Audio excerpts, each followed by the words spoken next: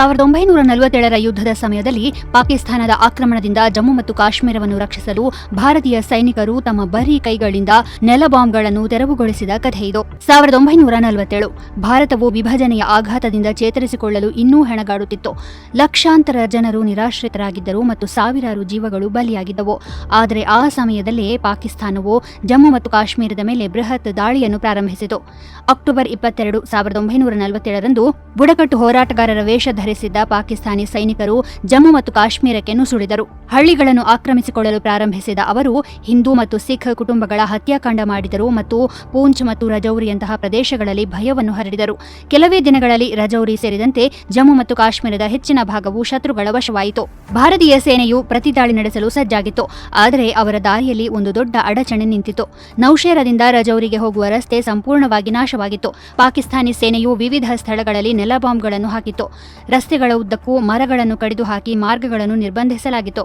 ಬೆಟ್ಟಗಳ ಮೇಲೆ Pakistani ಶತ್ರುಪಡೆಗಳು machine gun ಮತ್ತು ಮಾರ್ಟರ್ಗಳಿಂದ ಶಸ್ತ್ರಸಜ್ಜಿತವಾಗಿದ್ದವು. ಅರ್ಥಾತ್ ಅಲ್ಲಿ ಮುಂದೆ ಸಾಗುವುದು ಎಂದರೆ ಸಾವಿನ ದವಡೆಗೆ ನೇರವಾಗಿ ನಡೆಯುವುದು ಎಂದರ್ಥವಾಗಿತ್ತು. ಆಗ ರಾಮ ರಘೋಬ ರಾಣೆ ಮುಂದೆ ಹೆಜ್ಜೆ ಹಾಕಿದರು.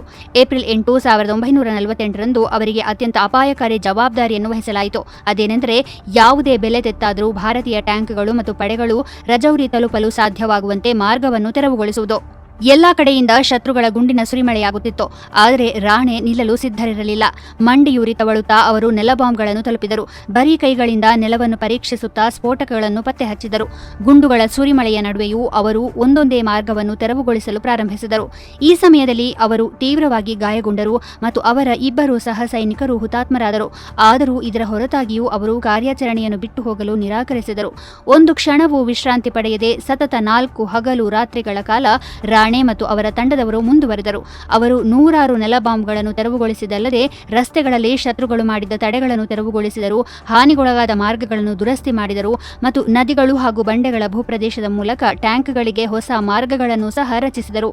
ಅವರ ಧೈರ್ಯ ಮತ್ತು ಜಾಣ್ಮೆ ಇಡೀ ಯುದ್ಧದ ಪಥವನ್ನೇ ತಿರುಗಿಸಿತು. ಕೊನೆಗೆ ಏಪ್ರಿಲ್ 12, 1948ರಂದು ಭಾರತೀಯ ಸೇನೆಯು ರಜೌರಿಯನ್ನು ಪ್ರವೇಶಿಸಿ ಪಾಕಿಸ್ತಾನಿ ಆಕ್ರಮಣಕಾರರನ್ನು ಹತ್ತಿಕ್ಕಿತು.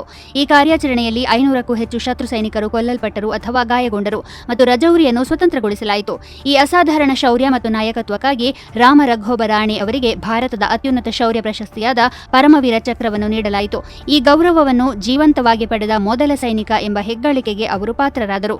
ಅವರ ಕಥೆ ಇಂದಿಗೂ ಸಹ ಭಾರತದ ಸ್ವಾತಂತ್ರ್ಯ ಮತ್ತು ಭದ್ರತೆಯು ಕೇವಲ ಶಸ್ತ್ರಾಸ್ತ್ರಗಳಿಂದ ಮಾತ್ರ ರಕ್ಷಿಸಲ್ಪಟ್ಟಿಲ್ಲ, ಬದಲಾಗಿ ತಮ್ಮ ಪ್ರಾಣಕ್ಕಿಂತ ಹೆಚ್ಚಾಗಿ ತಮ್ಮ ದೇಶವನ್ನು ಆರಿಸಿಕೊಂಡ ಇಂತಹ ಸೈನಿಕರ ಧೈರ್ಯದಿಂದ ರಕ್ಷಿಸಲ್ಪಟ್ಟಿದೆ ಎಂಬುದನ್ನು ನೆನಪಿಸುತ್ತದೆ.